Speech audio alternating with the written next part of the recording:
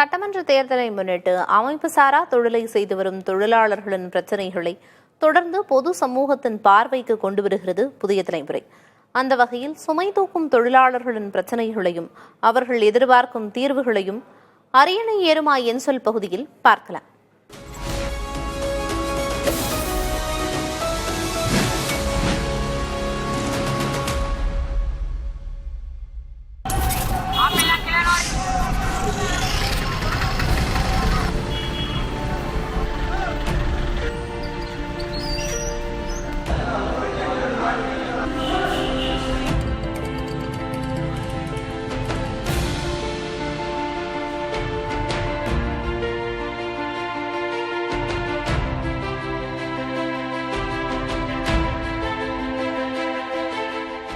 இன்னைக்கு நாம வசதியா சாப்பிட்ற சாப்பாடா இருக்கட்டும், பயன்படுத்துற பொருளா இருக்கட்டும், ஒரு விஷயத்துக்கும் பின்னாடி ஒரு உழைப்பாளியோட முதுகு வளைஞ்சிருக்கு. உயரமான கட்டிடங்களா இருந்தாலும் சரி, இது மாதிரியான பெரிய சந்தைகளா இருந்தாலும் சரி, பல பேரோட உழைப்பு அதுல இருக்கு. தங்களோட உடல் உழைப்பை மட்டுமே மூலதனமா வச்சு செய்யறாங்க இந்த சுமை தூக்கும் தொழிலாளர்கள்.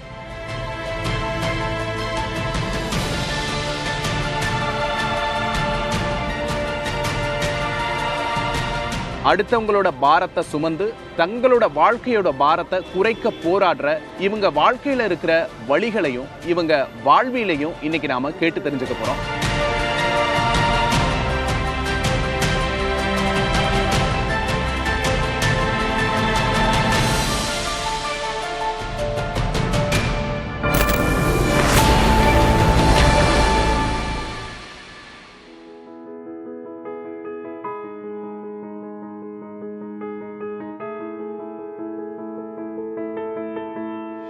என் பேர் கருப்பையா, அரியலூர்.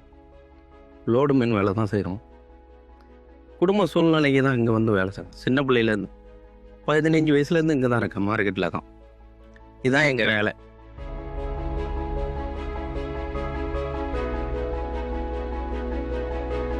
ஃபஸ்ட்டு ஸ்டார்டிங்லாம் மார்க்கெட்டை விட்டு ஓடிடுமோன்னு தோணும். வீட்டு சூழ்நிலையை பார்த்தோம், அப்படியே செட் ஆகிடுச்சு. லைஃப்பில் நல்லா இருக்கணும், ஃபேமிலி நல்லபடியாக காப்பாற்றணும் ஒரு நம்பிக்கை தான் இப்போ மூட்டை தூக்கம் வந்திருக்கிறோம்.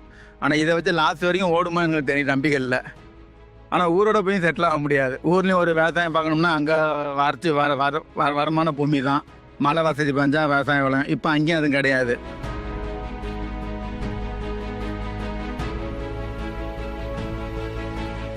ஆனால் ஒரு நாள் லீவு போட்டோம்னா நம்ம பொழைப்பு போயிடும். ஏன்னா வீட்டுக்கு ஒரு நாளைக்கு 200 300 ஒதுக்கி வச்சாங்க. சம்பள காசு ஒதுக்கி வரணும், அவங்க பால் வாங்கணும், அது வாங்கணும், மல்லிகை சாமான் வாங்கணும் எல்லாம் சொல்லுவாங்க. அந்த லைஃப் அப்படியே கேட்டால் சம்பாரிச்சு தான் ஆகணும். ரொம்ப வறுமையில் கொஞ்சம் இருந்தோம்.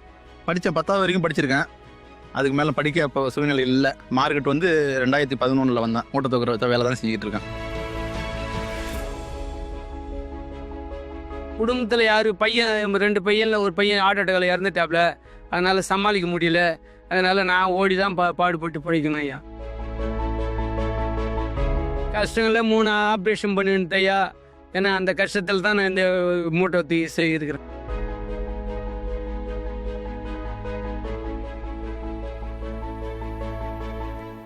மூணு அக்கா கல்யாணம் பண்ணி கொடுத்தாச்சு. நான் தான் லாஸ்ட் இருக்கிற பையனால எல்லாருக்கும் உங்களுக்கே தெரியும். லாஸ்ட்டு பசங்கள்லாம் நல்லா கஷ்டப்படுவாங்கன்ட்டு. அதே கஷ்டம் தான் நானும் பட்டுன்னு இருக்கேன். இப்போ வந்து எங்கள் அம்மாவுக்கும் என் பொண்ணுக்கும் என் பொண்டாட்டிக்கும் சேர்த்து விளைக்கிறேன், அவ்வளோதான். நான் எல்லா வேலைக்கும் ட்ரை பண்ணேன். நான் வந்து டிஎன்பிஎஸ்சி எழுதினேன். அவர் மற்ற சாலை பணியாளருக்கு வேலை பண்ணிட்டு போகல. ஒயிட் ஷாப்புக்கு எனக்கு 15,000 காசு கட்ட முடியாது. நான் சேல்ஸ்மேனாக போகல. 2வது ரேஷன் கடைக்கு சேல்ஸ்மேனுக்கு என்னை வந்து இன்டர்வியூ கூப்பிட்டுருந்தாங்க. நான் இன்டர்வியூக்கு வந்து போனேன். ஆனால் அவங்களுக்கு வந்து லெட்டர் வருதுன்னு சொன்னாங்க. எனக்கு வேலை கிடைக்கல. நான் அந்த வேலையவே செய்துக்கிட்டு இருக்கேன். 2000 நாங்கள் சென்னையில் குடியிருக்கேன். 27 வருஷமாக நான் குடிக்க இருக்கேன். ஆனால் அந்த வேலையை செஞ்சு வயிற்றை காப்பாற்றிக்கிட்டு இருக்கேன். பிள்ளைங்களை கொஞ்சம் படிக்க வச்சேன், அவ்வளோதான்.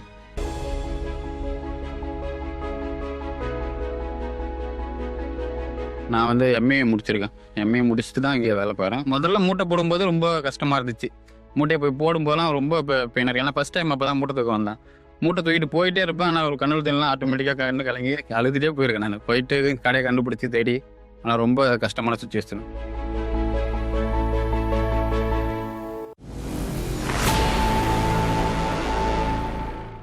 இந்த வேலையில் வந்து ரிஸ்க் பொறுத்தவரை நம்ம கவனமாக செய்யணும். மூட்டை தவறி ஒரு மனிதர் மேலே ஊந்தாலும் சரி, இல்லை வரப்போகிற கன்சியூமர் மேலே, அதாவது நுகர்வோர் வராங்களா அவங்க மேலே ஊந்தாலும் சரி, அது எல்லாத்துக்கும் நம்ம தான் ரெஸ்பான்சிபிலிட்டி. இதை வந்து நம்ம சரியாக கையாளனா இந்த கால் நரம்பு, இந்த எலும்பு இதெல்லாம் கிராக் ஆகிற அளவுக்கு வாய்ப்பு இருக்குது.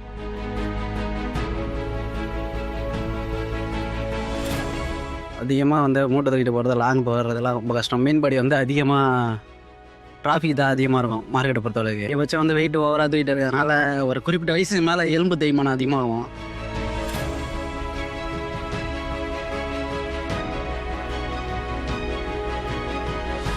டெய்லி பெயின் அதிகமாக இருக்கும்.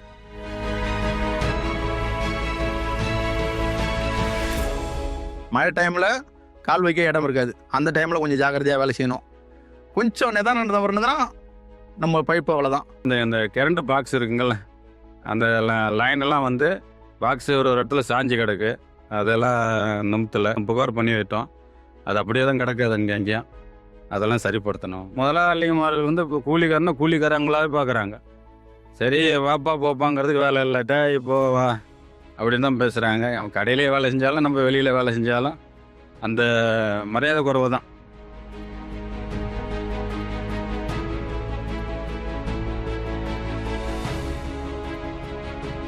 இது வந்து மூட்டை 50 கிலோ மூட்டை வருதுன்னா 10 ரூபா தான் கூலி.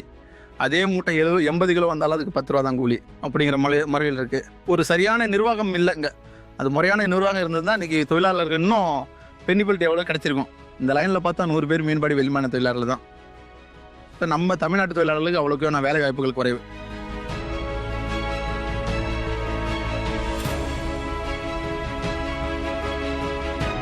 இப்போ முன்ன மாரி வேலை கிடையாது. ஏன்னா இப்போ ஹிந்திக்காரங்க வந்தனால எங்கள் குழப்பம் போச்சு.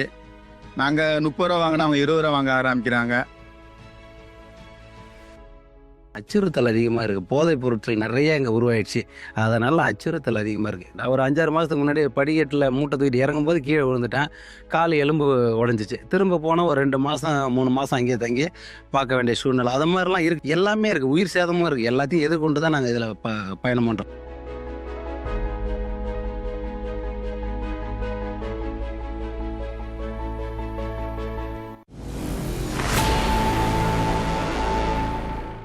பட்டியலின மக்களும் அதுக்கு கீழானவர்களும் உடல் உழைப்பை நம்பியே இருக்கிற தொழிலாளர்கள் தான் பல்லாயிரக்கணக்கான பேர்கள் இருக்காங்க.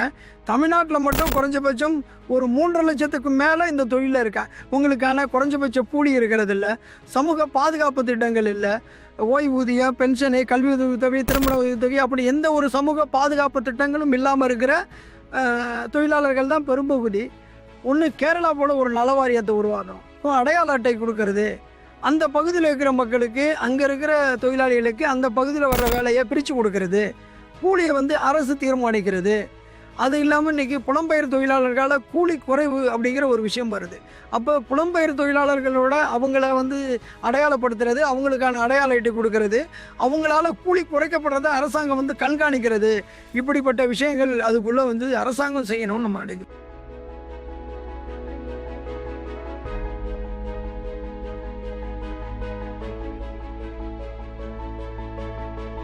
ஒரு நாளைக்கு 500-600 மூட்டைகள்னு இவங்க சொல்ற கணக்கு நமக்கு ரொம்ப மலைப்பா இருக்கு. அதை ரொம்ப அனாயசமா சொல்லிடுறாங்க. ஆனா அதுக்கு பின்னாடி ஒரு மிகப்பெரிய வலி இருக்கிறத உணர முடியுது. இவங்க சுமக்கிறது வெறும் மூட்டைகளோட பாரம் மட்டுமல்ல, இவங்க குடும்பத்தோட கனவுகளையுமே சேர்த்தே சுமக்கிறாங்க.